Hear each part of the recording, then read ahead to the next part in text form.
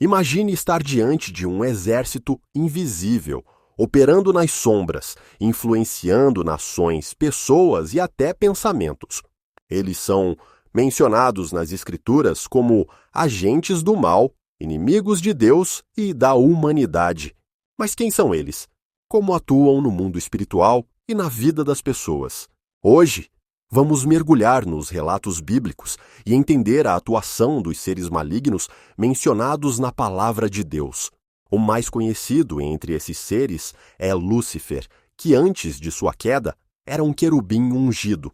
O livro de Isaías, capítulo 14, versículo 12, menciona a estrela da manhã, filho da alva. No entanto, é importante notar que Isaías, capítulo 14, se refere primeiramente ao rei da Babilônia, usando uma linguagem poética para descrever sua arrogância.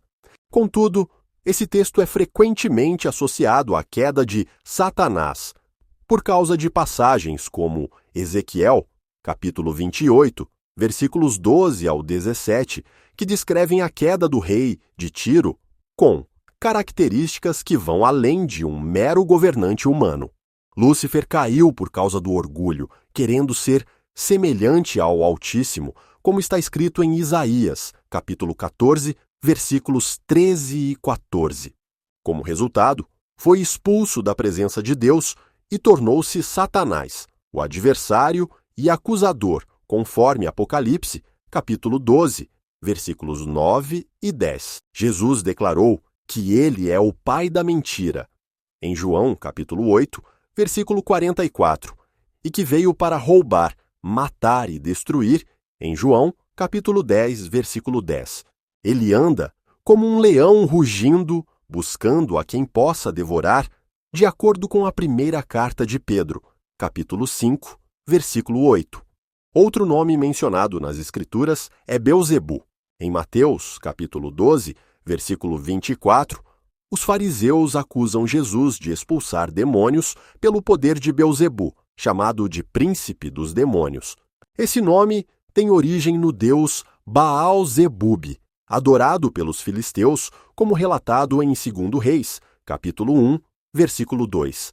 Seu significado pode ser Senhor das Moscas, ou em outra variação textual, Senhor da Morada Elevada.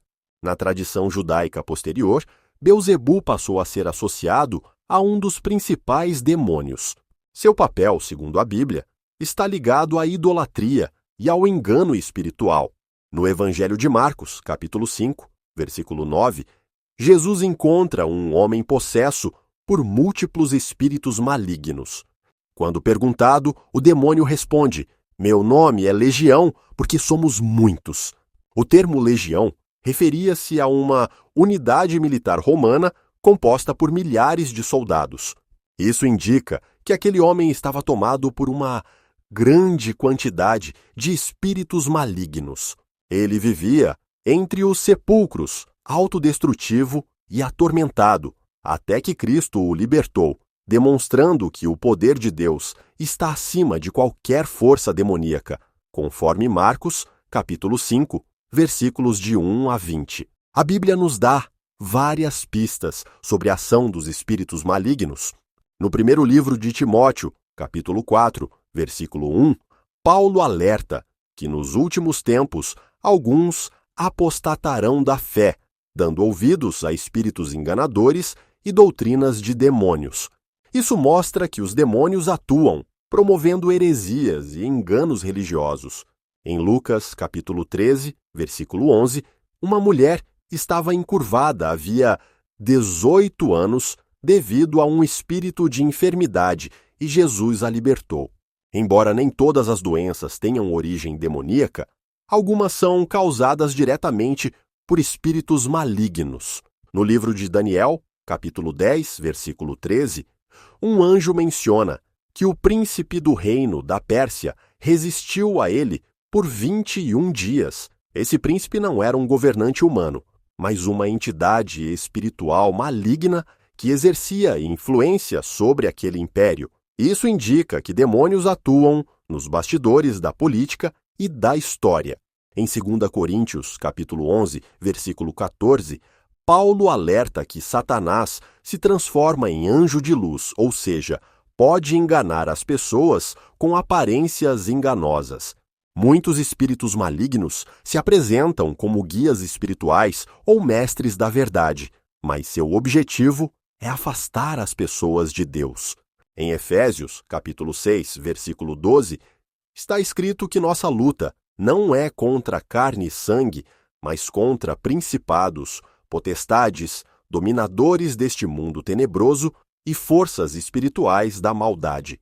Isso indica que há uma estrutura organizada no reino das trevas, travando batalhas contra os santos.